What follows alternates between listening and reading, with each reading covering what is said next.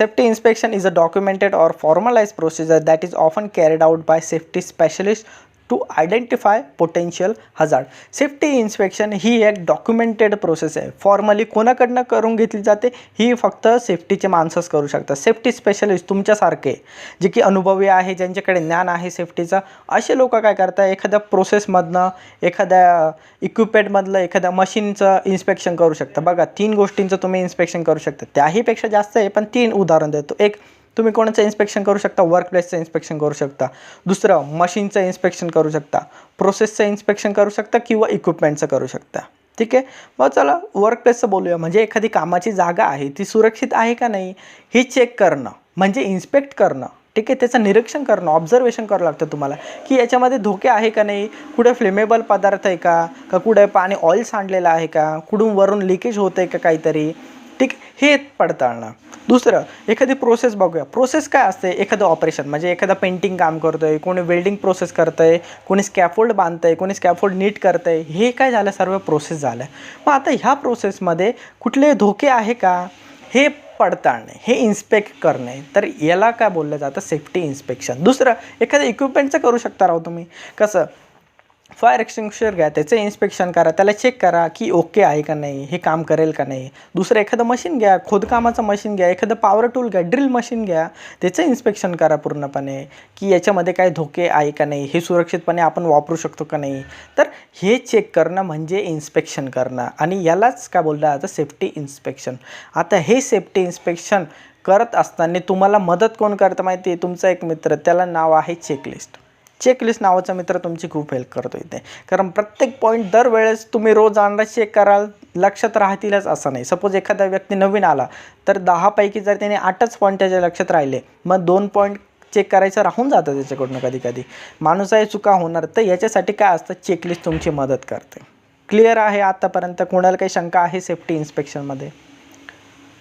तुम्ही लॅडरचं पण इन्स्पेक्शन करू शकता. बरेचसं प्रोसेस आहे त्याचं इन्स्पेक्शन करू शकता. हां, काय प्रश्न असेल तर विचारू शकता तुम्ही. आन्सर नाही दिले तर चालेल, पण प्रश्न विचारा मला. जर खरंच डाऊट असेल, शंका असेल तर विचारू शकता.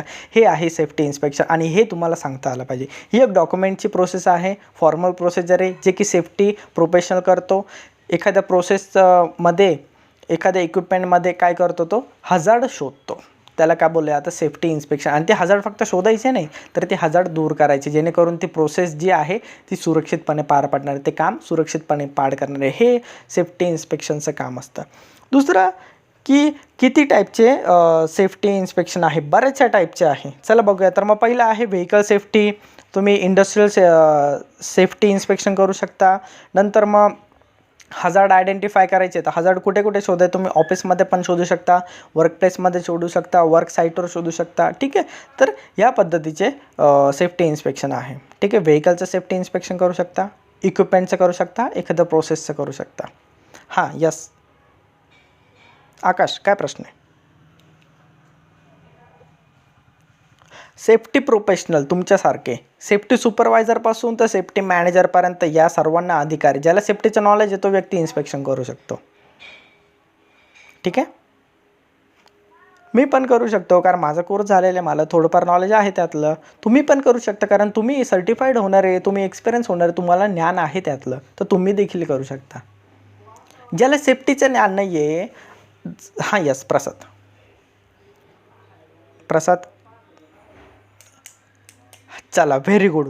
व्हेकलमध्ये सर्वात आधी काय बघितलं आता, तर त्याचे डॉक्युमेंट बघितले आता, की बाबा ही गाडीचं रजिस्ट्रेशन ओके आहे का, त्या ड्रायव्हरकडे लायसन आहे का, PUC झालं आहे का, सर्व्हिसिंग कधी चेक केलेली आहे, टायरची एक्सपायरी झाली आहे का. तर हे सर्व गोष्टी तिथे चेक केल्या जातं, लक्षात ठेवायचं आहे. ठीक आहे. सर्वात आधी तर त्याचे ह्या कंडिशन चेक केल्या जातात. नंतर ऑइल लेवल चेक करतात. नंतर मग हे बघा, हे ओरली असणार आहे, म्हणजे व्हिज्युअली तुम्हाला चेक करायचं आहे. नंतर इंजिनमधून काही वेगळा असा विचित्राचा साऊंड येत नाही ना, त्याचं लोड कॅपॅसिटी किती आहे हे इन्स्पेक्शनमध्ये चेक केलं जातं. आणि प्रत्येक पार्ट ओके आहे का, डुअर लागतं आहे का. नंतर मग एखादं मोठं व्हेकल असेल, क्रेन असेल, तर त्याचे रिव्हर्स हॉर्न चालू आहे का, सर्व इंडिकेटर चालू आहे का, ब्रेक कंडिशनमध्ये आहे का. ठीक आहे. रिव्हर्स हॉर्न तुम्हाला ऐकायचं. रिव्हर्स हॉर्न खूप महत्त्वाचा असतो कन्स्ट्रक्शन साईटवरती किंवा कुठल्याही इंडस्ट्रीजमध्ये. ठीक आहे. नंतर त्याचा मग लोड वगैरे व्यवस्थित दाखवतो आहे का, प्रत्येक पार्ट व्यवस्थित मूव्ह होतो आहे ना, तर हे प्रॅक्टिकली चेक केलं जातं. आता जेव्हा तुम्ही ही इंडस्ट्रीमध्ये जाता ते आपोआप कळून जातं. चला अजून काय प्रश्न आहे? गुड, चांगला प्रश्न आहे की व्हेकल सेफ्टी इन्स्पेक्शनमध्ये तुम्ही काय काय चेक करता. बरं, मग मला एक प्रश्न विचारायचा आहे तुम्हाला. चला प्रसादला स्पेसिफिकली मी प्रश्न विचारतो की बाबा व्हेकलचं इन्स्पेक्शन तू विचारलं की काय काय बघितलं जातं. तर मी तुला जर सांगितलं, तू सेफ्टी ऑफिसर आहे उद्या LNTचा, जर एखाद्याने तुला प्रश्न विचारला की सर आपण याची फ्रिक्वेन्सी किती ठेवायची, म्हणजे किती दिवसानंतर किंवा किती महिन्यानंतर किंवा किती वर्षानंतर प्रत्येक व्हेकल चेक केलं गेलं पाहिजे, तर तू काय सांगशील त्याला? तुझ्या मते सांग प्रसाद. व्हेरी गुड, बरोबर आहे. 3 ते 6 महिन्यातनं प्रत्येक व्हेकल काय झालं पाहिजे, इन्स्पेक्शन झालं पाहिजे त्याचं, बरोबर आहे.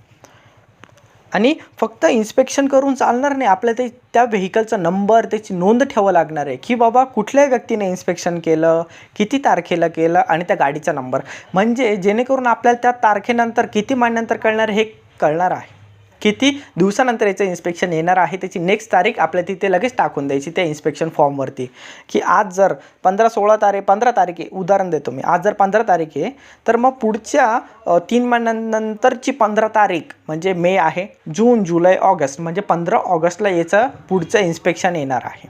तर अशी नेक्स्ट जी तारीख आहे ती तिथे टाकून द्यायची असते, त्या डॉक्युमेंटवरती त्याला जागा असते. हां, अजून काय प्रश्न आहे तुमचे?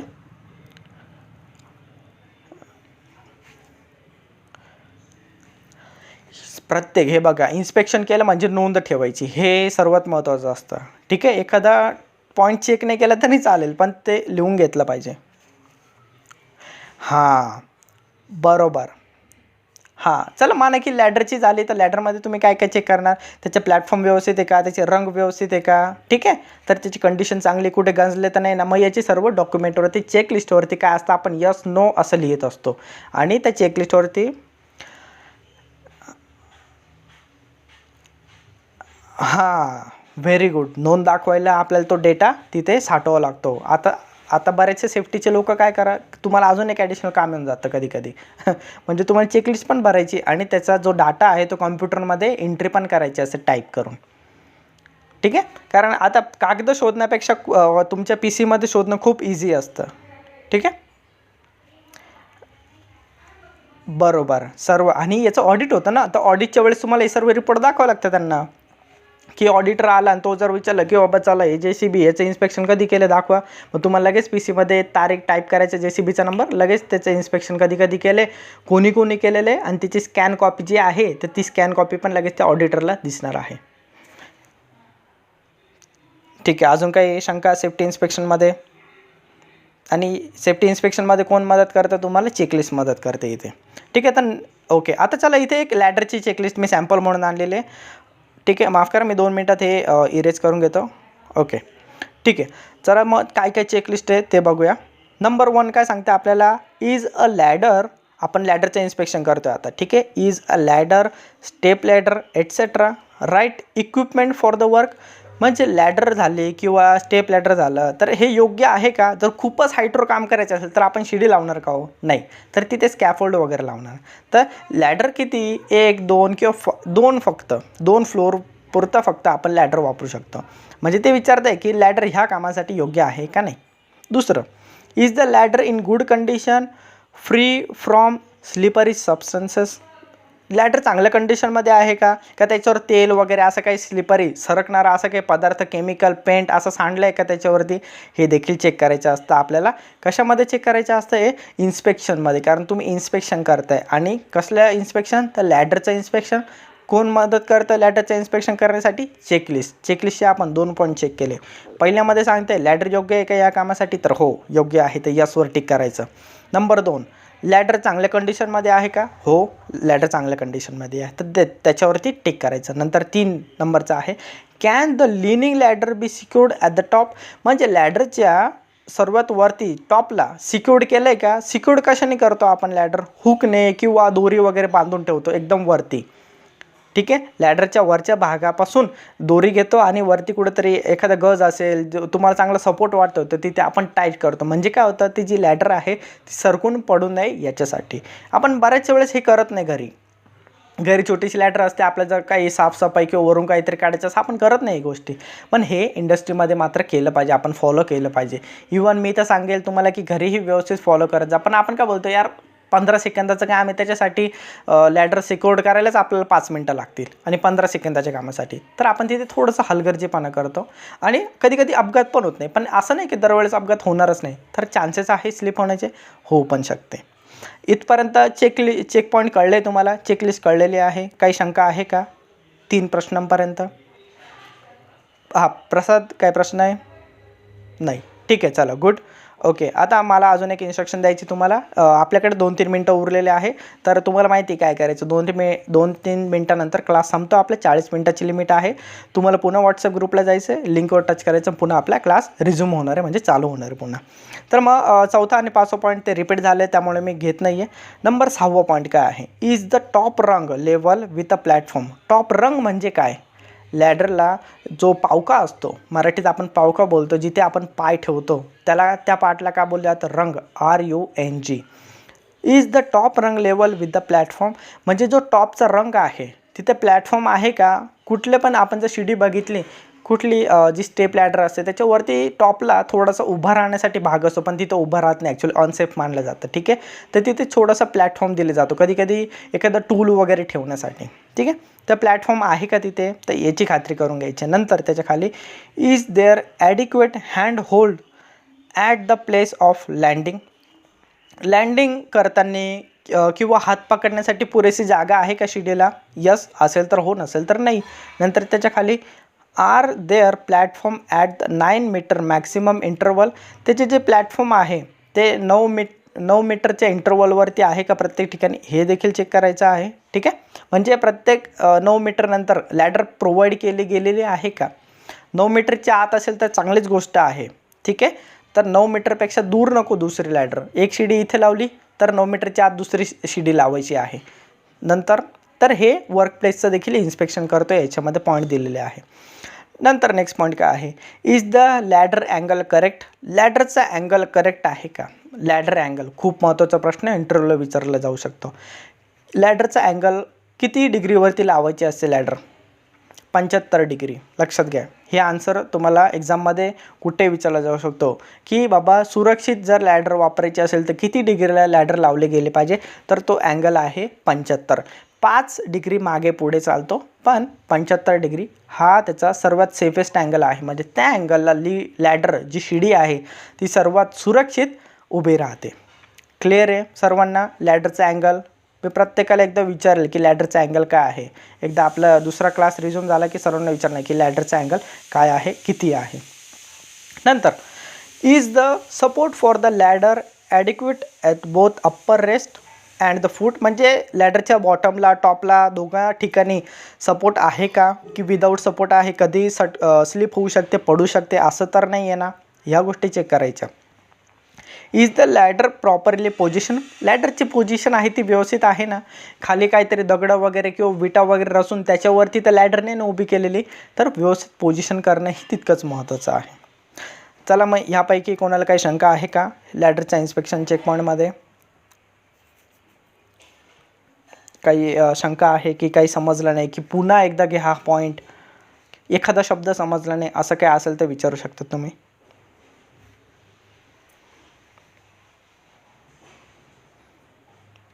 ठीक आहे, काही इश्यू नाही आहे. सेफ्टी इन्स्पेक्शन लिहून घ्यायचं आहे तुम्ही. लॅडरचं म्हणजे चेकलिस्टचं मी तुम्हाला उदाहरण दाखवलं की दाखवण्यासाठी की बाबा सेफ्टी इन्स्पेक्शन कसं कसं करतात, काय काय चेक करतात, फक्त सॅम्पल दाखवलं. इंडस्ट्रीमध्ये अलग अलग गोष्टींचं तुम्ही सेफ्टी इन्स्पेक्शन करणार आहे, तर चेकलिस्ट पण बदलणार आहे. काम बदललं तर चेकलिस्ट बदलणार आहे.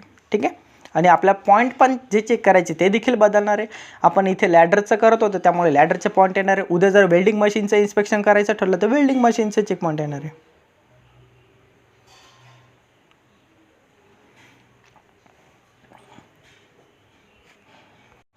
सर्वांनी पहिले जे 2 पॅराग्राफ आहे ते जास्त महत्त्वाचे आहे सेफ्टी इन्स्पेक्शनचे, तर ते सर्वांनी कंपल्सरी लिहून घ्यायचे.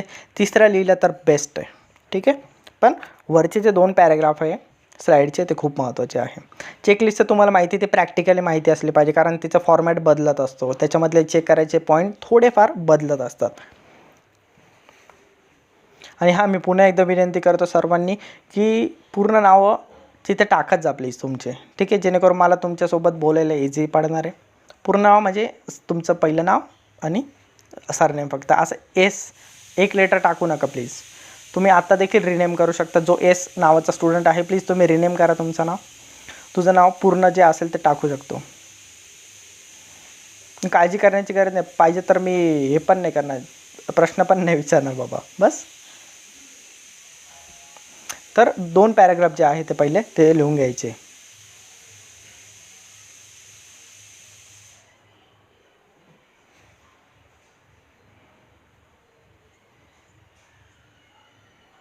हां, काय प्रश्न आहे? चला 9वा पॉईंट एकदा. ओके ठीक आहे, 1 मिनिटात बघूया 9वा पॉईंट काय आहे. 9वा पॉईंट आपल्याला सांगतो की is the ladder angle correct. म्हणजे जी लॅडर, जी शिडी आपण उभी केलेली ती करेक्ट अँगलला तर उभी केलेली आहे ना. मग मी तुम्हाला सांगितलं की लॅडर अँगल काय आहे प्रसाद. ओके 10वा. हां हां हां हां चला ठीक आहे. तर त्याच्यात आहे बघा 10वा पॉईंटमध्ये काय दिसतं आपल्याला, is the support for the ladder. म्हणजे आपल्याला शिडी कुठल्या तरी सपोर्टवर उभी करावं लागणार आहे. तर त्याला वरती आणि खाली म्हणजे टॉपला आणि फूटला सपोर्ट तर आहे ना पुरेसे दिलेले, ठीक आहे. हां, तर ॲडिक्वेट, हां, वरती हुक लावा किंवा मग दोरीने बांधा जर हुक नसतील तर. आणि खाली जर योग्य पद्धतीने उभी केली का नाही. हां, बरोबर. खाली काय असतं, अँटी स्किड किंवा प्लॅटफॉर्म असतं किंवा पॅड दिलेले असतात रबरचे मॅट. तर ते आहे का नाही तर ते बघायचं आहे, आणि असेल तर ते योग्य आहे का नाही ते बघायचं आहे.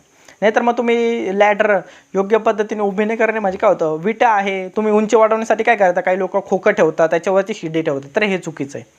काही लोक विटा ठेवतात विटावरती शिडी ठेवते, हे पूर्णपणे चुकीचं आहे. तर असं होऊ द्यायचं नाही. बरं मला सांग प्रसाद, लॅडरचा अँगल किती आहे, किती अँगलला उभी करावं लागते, सुरक्षित अँगल किती आहे की जिथे एकदम भक्कम सपोर्ट मिळणार आहे प्रसाद. हां शैलेश सांग. Very good. 75 डिग्री लक्षात ठेवायचं आहे. हा प्रश्न खूप इम्पॉर्टंट आहे, येणार म्हणजे येणार, ठीक आहे. की लॅडरचा अँगल किती असतो, लॅडर किती अँगलला उभी केली पाहिजे. 75 डिग्री पुरेसं आहे सुरक्षित त्याचं. हां योगेश काय सांगशील.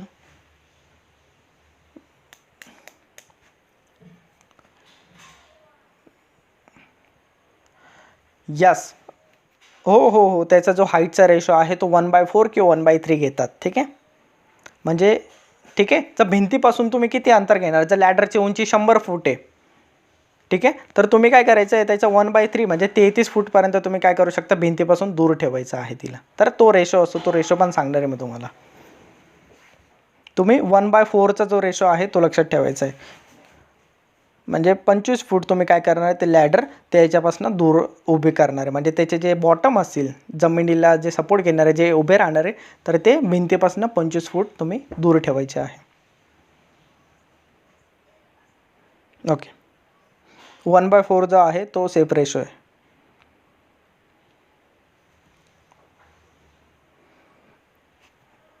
हे बघा ते काय करतात, तर त्यांना माहिती आहे की तुम्ही सर्टिफिकेट आहे, तुम्हाला बरंचसं नॉलेज आहे, पण त्यांना खात्री करून घ्यायची असते की बाबा प्रॅक्टिकली तुम्हाला पुन्हा तरी सांगतात ते. कारण त्यांना असं नाही की बाबा कोर्स झाला आहे मग याला सगळं येतं, याला काही सांगायची गरज नाही, असं नाही. ते काय करता, बाबा तुला जे कॉलेजला शिकवलं गेलं ते थोडंसं अलग आहे, पण इथे प्रॅक्टिकली जी प्रॅक्टिस आहे आम्ही थोडीशी अलग करतो. तर तिथल्या वातावरणानुसार तुम्हाला ते सर्व गोष्टीची ट्रेनिंग देतात आणि सर्व छोट्या छोट्या गोष्टी सांगतात ते. आणि तुम्हाला जर वाटते की यार ही गोष्ट मला समजत नाही, तर तुम्ही त्यांना प्रश्न विचारायचे तिथे, आणि ते प्रत्येक गोष्टीची ट्रेनिंग देतात पहिले. असं नाही का मग डायरेक्ट तुम्हाला चेकलिस्ट देतील आणि यशवंत जा बाबा ते लॅडरचं इन्स्पेक्शन कर, असं नाही करणार ते. तर ते सांगतील कसं करायचं आहे, आणि सांगून ट्रेनिंग देऊन देखील जरी डाऊट आला तरी यशवंत तुम्ही त्यांना प्रश्न विचारायचे की सर समजलं नाही. आणि थेअरी लर्निंगपेक्षा प्रॅक्टिकल लर्निंग खूप सोपं आहे, खूप खूप सोपं आहे. प्रत्येक इंडस्ट्रीमध्ये जाऊन ते शिकवतात.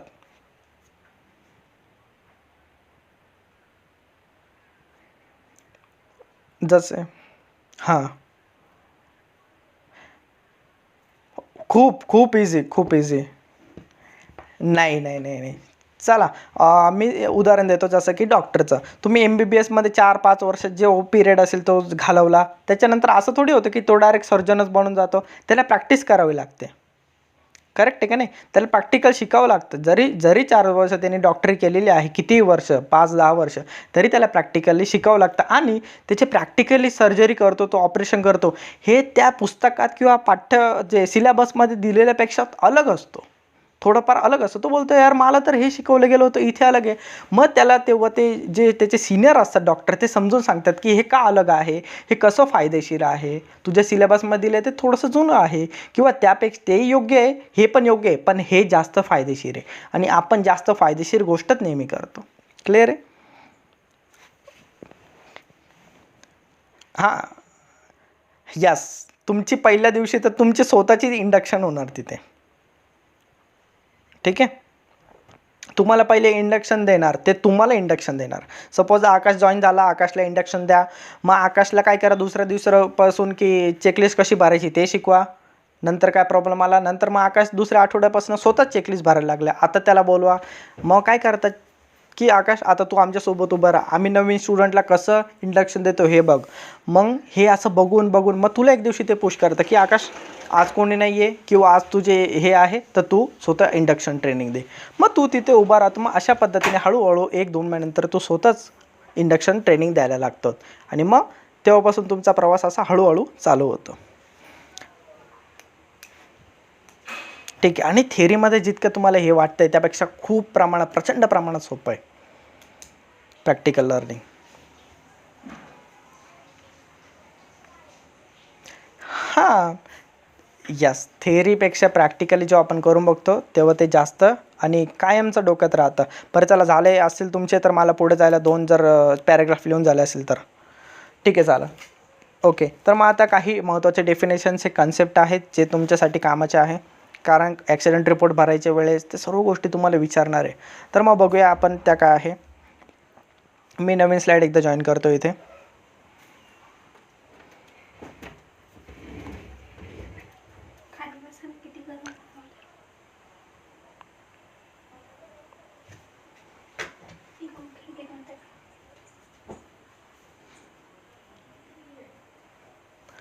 ठीक आहे. आता नियर मिसपासून चालू करतो. तुम्हाला सर्वांना इथे आन्सर द्यायचं आहे की नियर मिस म्हणजे काय आहे, कारण हा प्रश्न तुम्हाला विचारणार आहे. नियर मिस रिपोर्ट तुम्हाला बनवायचाच आहे.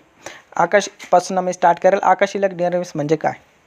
फटाफट, जास्त वेळ नाही लागला पाहिजे. नाव घेतल्या लगेच आन्सर द्यायचं आहे. आकाश इलक नियर मिस म्हणजे काय? नसेल माहिती सर नाही सांगा. ठीक आहे, गुड. अतुल आव्हाड, गिरीश पाटील. ओके, काय प्रॉब्लेम नाही. तुम्ही खूप चांगले आन्सर देता सर्वच, तर काय प्रॉब्लेम नाही. चला मग मी स्टार्ट करतो. जर कोणाला माहिती आहे आन्सर द्यायचा असेल तर देऊ शकतात, नाहीतर मग मला लगेच एक्सप्लेन करायला. शैलेश, 1 मिनटं प्रसाद. शैलेश आन्सर दे.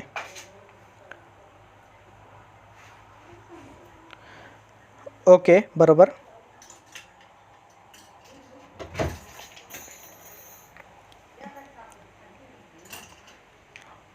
हां. ठीक आहे, चालेल. ओके, बरं. प्रसाद काय सांगशील? प्रसाद. हां, प्रसाद. समाधान 1 मिनटं वेट कर. प्रसाद.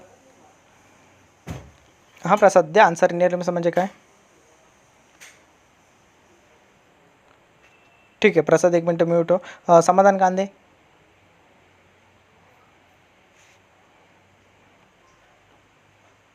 व्हेरी गुड,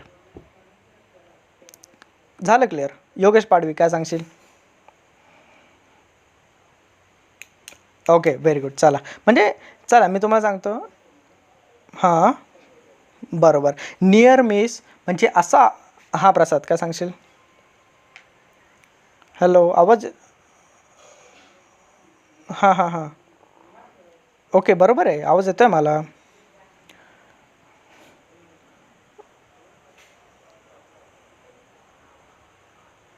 हां.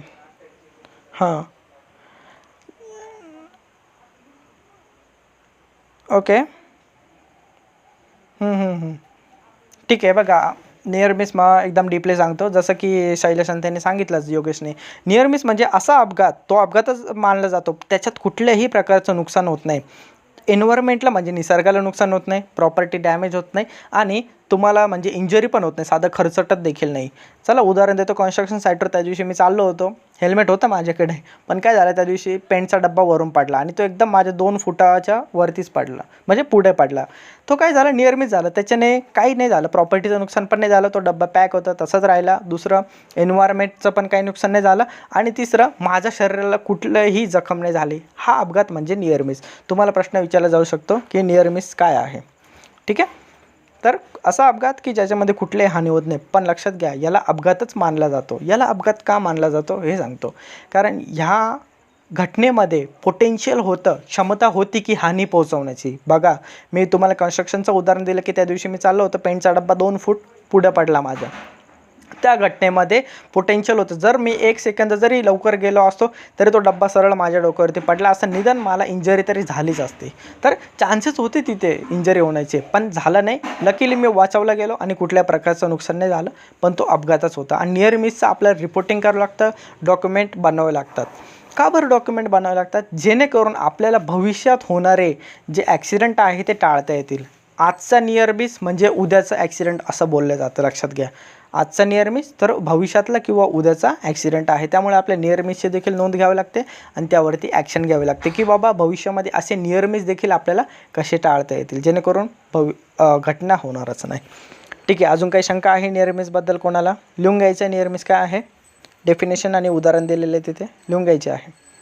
उदाहरण नाही लिहिलं तरी चालेल, पण नियर मिसचं लिहून घ्यायचं आहे. Near miss is an incident which resulted in no injury or no illness, damage to people, asset म्हणजे प्रॉपर्टी आहे, environment or company reputation.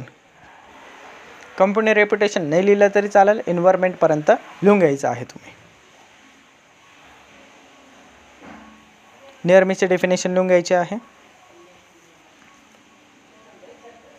Near miss is an incident which resulted in no injury, injury होत नाही, damage होत नाही. मग incident आणि accident, बऱ्याच वेळा हा प्रश्न पडतो की यार ॲक्सिडेंटमध्ये काय फरक आहे आणि इन्सिडेंटमध्ये काय फरक आहे. चला तर बघूया काय आहे इन्सिडेंटमध्ये. Incident is any unwanted and unplanned occurrence event which resulted or could have resulted to physical injury or death to the person or damage to the property or environment. Incident आणि नियर मिस ऑलमोस्ट सिमिलर आहे. याच्यामध्ये काय होतं इन्सिडेंटमध्ये की बाबा कुठल्याही पद्धतीची हानी होत नाही, पण तो घातक असतो. नियर मिसपेक्षा थोडासा घातक असतो. म्हणजे अचानक माना की एखाद्या डंपरचे कन्स्ट्रक्शन लाईनवरती काय झालं, ब्रेक फेल झाले.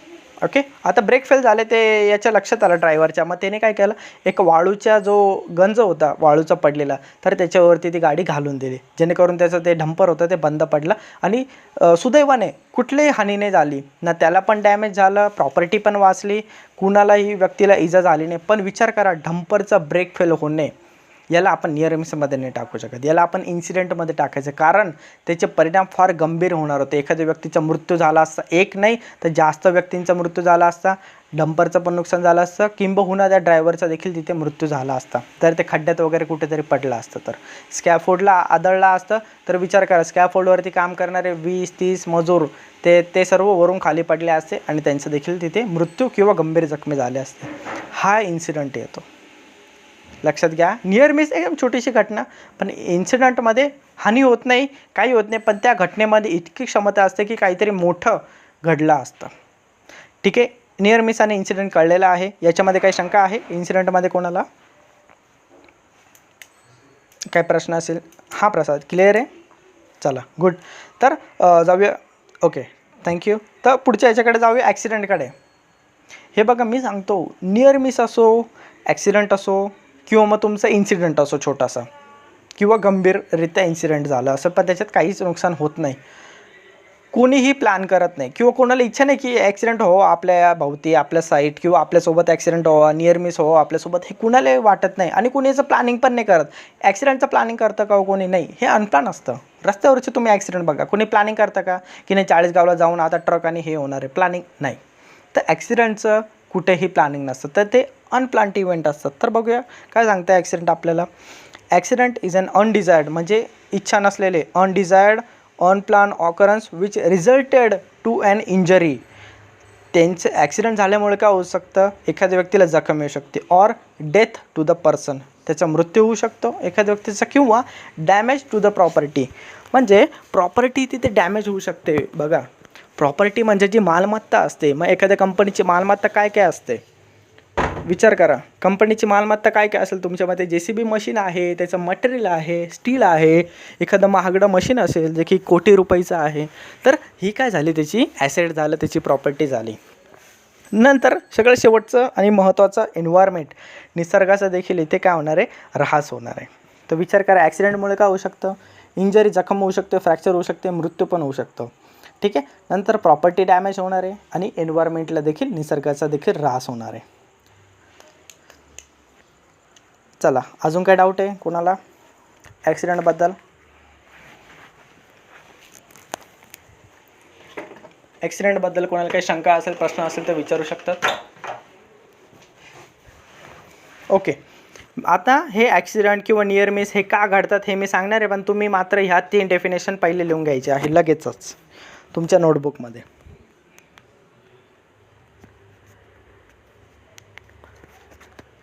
तुमच्या नोटबुकमध्ये नियर मिसचे डेफिनेशन लिहायचे, इन्सिडेंटची लिहायची, ॲक्सिडेंटची लिहायची आहे.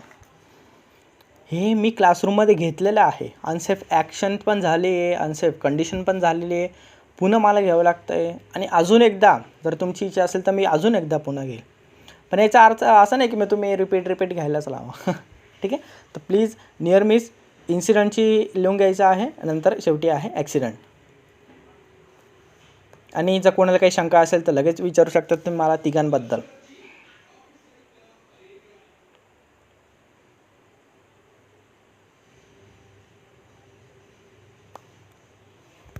शैलेश, काय प्रश्न? ठीक आहे. ओके, ठीक आहे. खूपच महत्त्वाचं काम आलं आहे.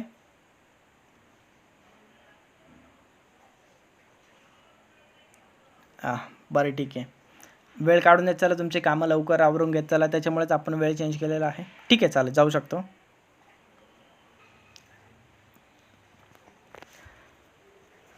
बरं, ठीक आहे, चालेल, जाऊ शकतोस. Okay, welcome.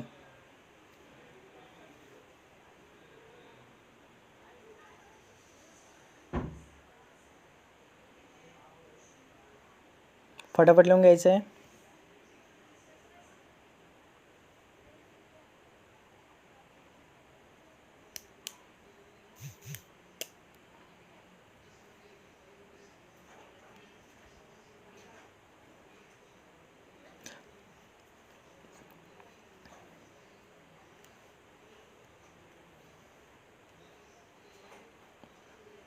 ठीक आहे, चला. ॲक्सिडेंटचे डेफिनेशन लिहून घ्या. आणि हां, याची PDF मी टाकलेली आहे बघा, प्लीज PDF पण टाकलेले, तर ज्यांचं राहून गेलं असेल त्यांनी फटाफट लिहून घ्यायचे. मी 1 मिनिटाचा वेळ देतो आहे, कारण आपलं 1च तास लिमिट, तर जास्तीत जास्त तुम्हाला मी देण्याचा प्रयत्न करणार आहे. आणि आता मी हे लेक्चर रेकॉर्ड पण करतो आहे, तर मी प्रयत्न करणार आहे थोडंसं व्हिडिओ वगैरे बनवून यूट्यूब किंवा व्हॉट्सअपला किंवा दोघांवरती टाकण्याचा. जर व्हिडिओ रेडी झाली तर, मला जर जमलं की व्हिडिओ बनवायला चांगल्या पद्धतीने, तर मी नक्कीच टाकणार आहे ते. आणि त्याची लिंक पण सेंड करणार आहे, आणि व्हॉट्सअप ग्रुपला ते येणारच आहे ते.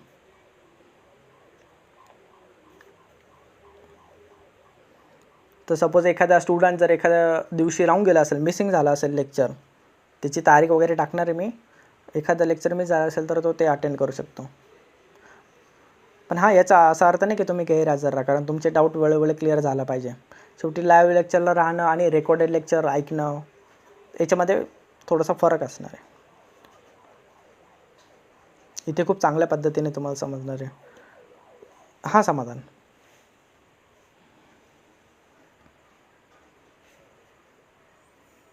ओके, अच्छा, ठीक आहे, चालेल, थँक्यू. बरं झालं आठवण दिली करून तुम्हाला. ते इमेजमध्ये काय होतं ते पहिले, की तुम्ही कुठे कुठे जॉबला लागू शकता, पोस्ट काय आहे तुमची, ती इमेज ना? यस, नक्कीच. मी आता लेक्चर झालं की लगेच नेक्स्ट मिनिटाला काय करणार आहे, ती इमेज सेंड करणार. चला, तर मग ॲक्सिडेंट झाले, नियर मिस झाले, लिहून झाला असेल तुमचं, मी आशा करतो. राहिले असेल तर प्लीज नंतर लिहून घ्या PDF मध्ये बघून. आता हे का होतात बरं, ॲक्सिडेंट, नियर मिस हे का होतात? तर इथे 2 कारणं आहे याच्यासाठी. एक आहे अनसेफ ॲक्टिव्हिटी, आणि दुसरं आहे अनसेफ कंडिशन. म्हणजेच एक तर माणसाची चुकी असते, माणूस काहीतरी शॉर्टकट मारायला जातो, एखाद्या व्यक्ती किंवा त्याला माहिती नसते ते मशीन कसं चालवायचं आहे, तर त्याच्याकडून चुकून घडून जातं. अनसेफ ॲक्शन म्हणजे तो काय करतो, असुरक्षित कार्य करतो, त्याच्यामुळे एक तर अपघात घडतात. आणि दुसरं असतं अनसेफ कंडिशन, म्हणजे अनसेफ जी असुरक्षित परिस्थिती आहे ती अनसेफ असते. तर मग बघूया त्यांचे उदाहरणं काय काय आहे ते देखील बघणार आहे आपण. ठीक आहे, अनसेफ ॲक्शन पहिले बघूया. तर काय आहे, माणसाची चुकी. आणि सर्वात जास्त म्हणजे 80% कुठल्याही अपघात जर तुम्ही रिसर्च केलेला असाल तर 80% कोणाची चुकी असते, माणसाची चुकी असते, म्हणजे अनसेफ ॲक्शन असते. दुसरं 20% जे उरलेले ॲक्सिडेंट आहे ते अनसेफ कंडिशनमुळे होतात. 80% ॲक्सिडेंट जे आहे ते अनसेफ ॲक्टिव्हिटीमुळे होतात, अनसेफ ॲक्शनमुळे होतात. आणि 20% जे ॲक्सिडेंट आहे ते अनसेफ कंडिशनमुळे होतात. तर बघूया मग पहिले अनसेफ ॲक्ट काय आहे. Working without safety precautions or act which can be create accident. ठीक आहे, शॉर्टकट मारणे, घाईगडबडीत काम करणे, सेफ्टीचे नियम न पाळणे, सेफ्टी शूज न घालणे, तर तुमच्या पायावर पडल्यावर तुम्हाला इजा होणारच आहे. कन्स्ट्रक्शन साईटवरचं हेल्मेटच घालत नाही तुम्ही तर वरून काहीतरी पडणार, ते इजा होणारच आहे. सपोज जर एखादा वर्करने हार्नेस बेल्ट सांगून देखील लावलं नाही तर तो हाईटवरती जर त्याचा झोल गेला आपण बोलतो तर काय होणार, डेफिनेटली तो नक्की पडणारच आहे, कारण त्याने हार्नेस बेल्ट घातलेलंच नाही आहे. ठीक आहे, अनसेफ ॲक्शन कळलेले आहे. PPE सांगून न यूज करणे हे एक उदाहरण आहे. हां, अतुल काय प्रश्न आहे तुझे? अतुल आव्हाड. ठीक आहे, अनसेफ कंडिशन. आता इथे तर माणसाला माहीत असून देखील तो काय करतो, मुद्दाम असुरक्षित कार्य करतो, शॉर्टकट मारायला जातो, गार्ड न लावता काम करतो. कारण गार्ड लावायमध्ये, उघड्यामध्ये, क्लोज करण्यामध्ये, ओपन करण्यामध्ये खूप वेळ चालला जातो. मग तो काय करतो, यार जाऊ द्या ना, असं पण काही होत नाही. मग तो काय करतो, गार्ड न लावता काम करतो. मग एक दिवस असा येतो की त्याचा हातच त्या आपण काय बोलतो रोटेटिंग किंवा रिव्हॉल्विंग पार्टमध्ये मशीनच्या याच्यामध्ये चालला जातो, बोटं तुटले जातात, फ्रॅक्चर होऊन जातात. तर असे ॲक्सिडेंट त्याच्या चुकीमुळे होतात. तर याला काय बोललं जातं, अनसेफ ॲक्टिव्हिटी, अनसेफ ॲक्ट बोललं जातं. ठीक आहे, नंतर आहे अनसेफ कंडिशन. कंडिशन चुकीची असते कधी कधी, माणसाची चुकी नसते इथे, तर कंडिशन ज्याचं वर्क प्लेस आहे, ती जी जागा आहे त्याची कंडिशनच चुकीची असते. म्हणजे जसं की तुम्ही म्हणा की लाईटची कमी आहे, अंधार आहे, नाईटचं काम चालू आहे, पण तिथे काही दिसतच नाही आहे, तर अचानकपणे त्या व्यक्तीचा पाय खड्ड्यात जातो आणि तो पडून जातो. आता त्याची चूक नव्हती, तिथे काय होतं, लाईटनिंग म्हणजे इल्युमिनेशन कमी होतं. पुढे आपण बघणार अनसेफ कंडिशन काय आहे. जसं की खूप वादळ चालू आहे, ओके, आणि त्याला हाईटवरती काम करायला होतं, खूप जोराचं वादळ चालू आहे, तरी त्याचा ठेकेदार काय बोलतो की नाही आजच्या आज हे काम कंप्लीट झालंच पाहिजे. हे चुकीचं आहे, तर हे अनसेफ कंडिशन आहे. पाऊस चालू आहे तरी तुम्ही इलेक्ट्रिकलसोबत काम करत आहे, तर हे काय आहे, अनसेफ कंडिशन आहे. आता याच्या पुढे उदाहरणं बघणारचे, पण तुम्हाला अनसेफ ॲक्ट आणि अनसेफ कंडिशन क्लिअर आहे का? कोणाला काय डाऊट असेल तर विचारू शकतात. डाऊट असेल तर विचारा मला. अनसेफ ॲक्ट आणि अनसेफ कंडिशनमध्ये. ॲक्ट म्हणजे काय, आपण जे करतो ते आपली जी कृती आहे ती, आणि ती कधीही असुरक्षित नसावी, आणि जर ती असुरक्षित असेल तर आपण आपल्या त्या अनसेफ कृतीमुळे, असुरक्षित कृतीमुळे काय होऊ शकतं, अपघात घडू शकतो, इन्सिडेंट तरी निदान घडूच शकतो. आणि कंडिशन चुकी असेल तरी देखील काय होणार आहे, अपघात घडण्याचे चान्सेस आहे, शक्यता आहे. मग काय काय एक्झाम्पल आहे बरं याचे बघूया. तर पहिले आपण कंडिशनबद्दल बोलूया की अनसेफ कंडिशनचे उदाहरणं काय काय आहे. तर पहिलं आहे ऑक्सिजन डिफिशियन्सी. ऑक्सिजन डिफिशियन्सी कुठे असतं, मोस्टली तुम्हाला सांगतो जिथे कन्फाईन स्पेस आहे. दुसरं, एखाद्या घराला आग लागली तर तिथे ऑक्सिजन संपणार आहे, तर तिथे सर्व स्मोक असणार, तर तिथे तुम्ही घेऊ शकणार नाही. मग ते जळलेलं जे घर आहे किंवा जर एखादं घर जळत असेल तर ते काय आहे, तिथे ऑक्सिजन डेफिशियंट प्लेस आहे. ती एखाद्या टँकरच्या आतमध्ये जा, गुदमारायला लागेल, कारण का, तर ऑक्सिजनची कमी आहे. एखाद्या गटरमध्ये जा, ऑक्सिजन डेफिशियन्सी म्हणजे ऑक्सिजनची मात्रा कमी आहे. नंतर प्रेझेन्स ऑफ टॉक्झिक गॅसेस, विषारी वायू प्रेझेंट असणे वातावरणामध्ये, तर अनसेफ कंडिशन आहे, ते का माणसाची चूक नाही. दुसरं, प्रेझेन्स ऑफ फ्लेमेबल गॅसेस, जे ज्वलनशील वायू आहे, फ्लेमेबल गॅसेस आहे, ॲसिटिलीन झाले, मिथेन झाले, इथेन झाले, यांचं तिथे प्रेझेंट असणे वातावरणामध्ये.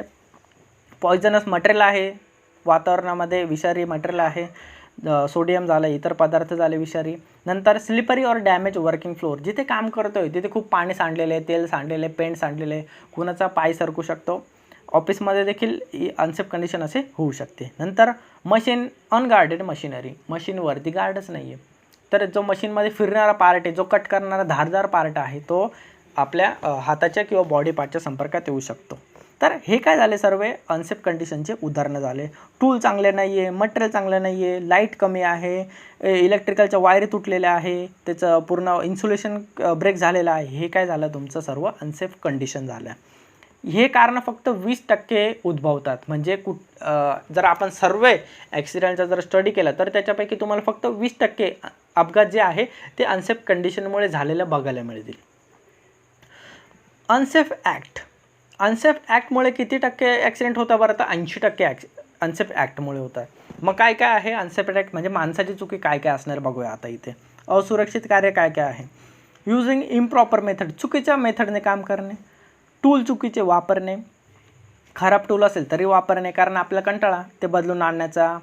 नंतर फेलिंग टू यूज प्रॉपर PPEचा वापर न करणे, प्रॉपर PPE न वापरणे. स्काबा वापरलेलं आहे, फक्त नोज मास्क घालून चाललेलं आहे, तिथे ऑक्सिजन नाही तर चालणार नाही. ऑपरेटिंग विदाऊट ऑथॉरिटी नाही आहे, परवानगी नाही तरी तो ऑपरेट करतो आहे, अपघात होणारच आहे. पुढे ओव्हर कॉन्फिडन्स नसेल तरी अपघात होणार आहे. इम्पल्सिव्ह आता म्हणजे तेच ओव्हर कॉन्फिडन्स आणि इम्पल्सिव्ह एकच असतं. आपण नाही का बोलतो त्याचे खूप किडे आतमध्ये की असे काम करायचं, ते इम्पल्सिव्हनेसमध्ये येतात. लेझीनेस, आळशीपणा, प्रत्येक गोष्टीसाठी आळशीपणा. मग आळशीपणा काय करतो? आपल्याला सांगतो की बाबा शॉर्टकट मार, 1 तासाचं काम आहे 40 मिनिटात कसं संपल हा प्रयत्न कर. बरेचसे वर्कर असे करतात, तर मग तिथे अनसेफ ॲक्ट करतात. ते शॉर्टकट मारतात, गाड लावत नाही, काही नाही, तर अशा पद्धतीने ते काम करतात. नंतर शोईंग ऑफ तुम्हाला माहिती आहे की शो ऑफ करायचं, कौतुक आपलं फुशारक्या मारायच्या काम करताना, तर ते देखील अनसेफ कृत्य आहे. हॉर्स प्ले म्हणजे गाढव प्रेम, स्पॅनर फेकून मारणे, कोणीतरी चेष्टा करणे, एखाद्या मशीनवर काम करत असेल तर त्याचा हात खेचणे, तर हे हॉर्स प्लेमध्ये येतं. इल हेल्थ, तब्येत बरी नसणे. ठीक आहे, तब्येत बरी नसेल तरी माणसाला चक्कर वगैरे येऊ शकतं, तर तिथे अपघात होऊ शकतो, झालेले आहेत. नंतर लॅक ऑफ नॉलेजची कमी आहे. अनसेफ पर्सनल ड्रेस, जर लूज ड्रेस जर घातला तर एखाद्या फिरणाऱ्या पार्टमध्ये अडकणारच आहे तो व्यक्ती किंवा त्या जो ड्रेस आहे तो. नंतर ॲक्सेसरीज काय असतं? आपल्या ज्या गळ्यामध्ये चैन आहे, अंगठ्या आहे हातामध्ये घातलेले, मोस्टली कडे, तर हे काय होतं मशीनमध्ये अडकतात आणि तिथे अपघात होण्याचे चान्सेस आहे. तर हे झाले सर्व अनसेफ ॲक्ट आणि पहिले आपण जे बघितले ते होते अनसेफ कंडिशन. बरं, आता तुम्हाला क्लिअर आहे का अनसेफ ॲक्ट आणि अनसेफ कंडिशन? मला ते सांगायचं आधी का काही शंका आहे?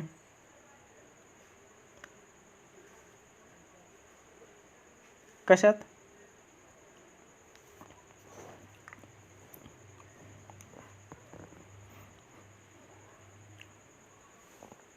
हां, बरोबर. हां, करेक्ट, गुड. हे काय झालं? अनसेफ ॲक्टचं काय झालं? अनसेफ ॲक्टचं उदाहरण झालं आहे. बरोबर. आता मी तुम्हाला दुसरं सांगतो. जर रस्त्यावरती ना नवीन रस्ता बांधायचं काम चालू आहे, म्हणजे खड्डा खोदून ठेवलेला आहे, ठीक आहे, आणि तिथे तर प्रशासनाचं काम आहे किंवा त्या कॉन्ट्रॅक्टरचं काम आहे की तिथे पाटी लावतं बघा की वाहने सावकाश चालवा, रस्त्यावर खड्डा आहे, पुढे कामं चालू आहे, पण तिथे बोर्ड वगैरे काहीच लावलं नाही आणि रात्रीचा वेळ आणि खूप जोरात चाललेला आहे, तर काय होणार आहे? इथे ॲक्सिडेंट होणार, कारण त्या खड्ड्यापुढे काहीच बॅरिकेशन वगैरे बोर्ड पाटी काहीच नव्हतं आणि तो डायरेक्ट तो व्यक्ती खड्ड्यात पडला. हे काय झालं? अनसेफ कंडिशनचं उदाहरण झालं. रोड ॲक्सिडेंटचं सांगतो मी तुम्हाला. चला, मग अशा पद्धतीने तुम्ही त्याची अलग विभागणी करू शकता अनसेफ ॲक्टमध्ये आणि अनसेफ कंडिशनमध्ये. बरं, आता कोणाला काय डाऊट आहे? अजून काय प्रश्न आहे कोणाचे? इथे उदाहरणं बघू शकता तुम्ही स्क्रीनवरती, तुम्ही झूम करून बघू शकता दोघांचे उदाहरणं. UA आणि UC असं बोललं जातं. UA म्हणजे काय? तर अनसेफ ॲक्ट, आणि UC म्हणजे काय? तर अनसेफ कंडिशन. अजून कोणाला काय प्रश्न असेल तर विचारा. आणि हां, होमवर्क काय आहे तुमचा की हे पूर्ण स्लाईड लिहून घ्यायची तुम्हाला. अनसेफ ॲक्टचे उदाहरणं, नियर मिसच्या, ॲक्सिडेंटच्या सर्व डेफिनेशन्स.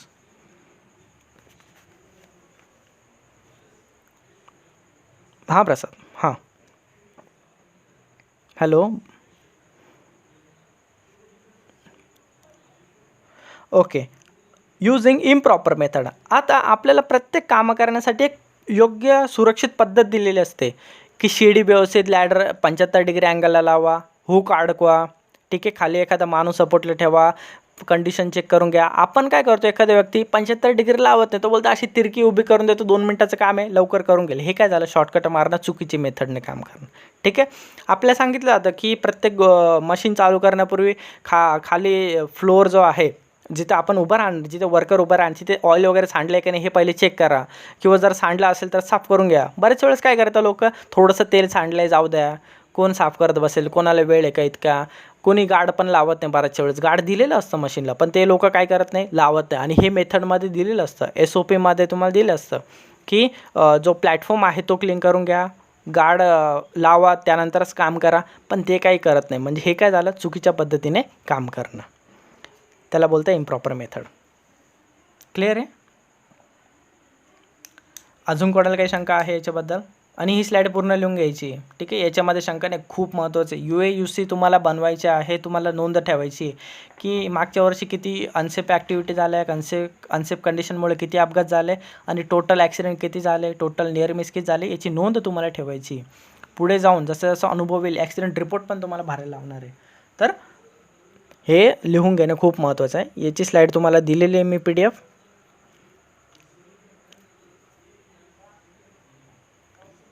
ठीक आहे. आत्ता म्हणजे मी आता क्लास थांबवते कारण वेळ झालेला आहे. तर तुम्ही जसं हे होणार तसं होमवर्क म्हणून तुम्हाला ही स्लाईड पूर्णपणे लिहून घ्यायची, याचे सर्व उदाहरणं लिहून घ्यायची आहे. ठीक आहे. आता तर मी क्लास थांबवतो आहे, पण क्लास झाल्यानंतर लगेचच लिहून घ्यायचं आहे, तुमच्या वहीमध्ये नोंद असली पाहिजे आणि तुम्हालाच फायदेशीर ठरणार आहे.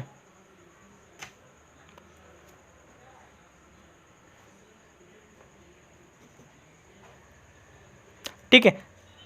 काही प्रश्न माझ्या अतुल, काय प्रश्न आहे?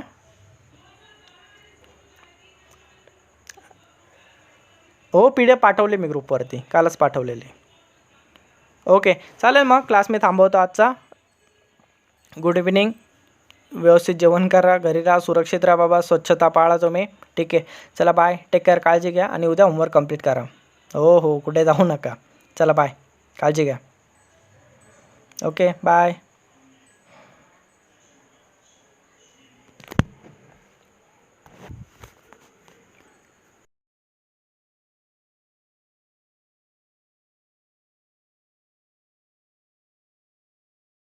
तर बघूया काय काय इंडस्ट्री आपल्याला अवेलेबल आहे आपल्याला काम करण्यासाठी. कन्स्ट्रक्शन प्रोजेक्ट सर्वात जास्त जॉब तिथे लागतील. नंतर फर्टिलायझर कंपनी आहे. फर्टिलायझर म्हणजे काय, तर जे खतं वगैरे, युरिया वगैरे बनवतात त्या कंपन्यांमध्ये देखील तुम्ही सेफ्टी म्हणून जाऊ शकतात. सेफ्टी सुपरवायझर वगैरे जे असेल, फायरमध्ये जाऊ शकतात. दोघं ठिकाणी जॉब आहे. किंवा फायर अँड सेफ्टी, आता सध्या लोक काय मागतात, फायरचा पण माणूस पाहिजे बाबा आणि सेफ्टीचा पण माणूस पाहिजे. तर तुम्ही दोघं पण आहे, फायर अँड सेफ्टी तुम्ही.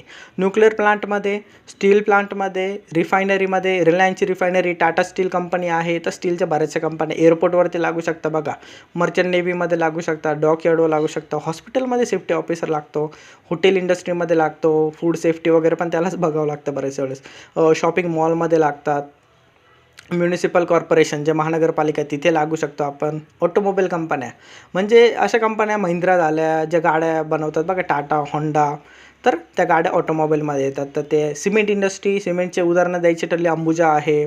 ठीक आहे, बऱ्याचशा सिमेंटच्या कंपन्या आहे. केमिकल कंपन्या आहे, त्यांच्यामध्ये लागू शकतात. शिपिंग इंडस्ट्री बघा, डॉक यार्डवरती लागू शकतात. मी आकाश सरांसोबत बोलतो आज, तर ONGCमध्ये खूप 80 जागा निघणार आहे. विचार करा, ONGCमध्ये रिगवर काम असणार आहे, तर 80 वॅकन्सी तिथे निघणार आहे फायरमनच्या. तर ते बोलले की जसंही थोडंसं वातावरण ओपन होतं आहे, हो फायरच्या जागा आहे तिथे, तर काळजी करू नका. ठीक आहे, आजच ते झालं आहे बोलणं. तर ओके, पुढे टेक्सटाईल इंडस्ट्री आहे, शुगर कंपनी आहे, लोकोमोटिव्ह आहे, मेटल माईन आहे, कोळशाच्या कंपनी आहे, मॅन्युफॅक्चरिंग कंपनी आहे, रिसर्च लॅब आहे. हां,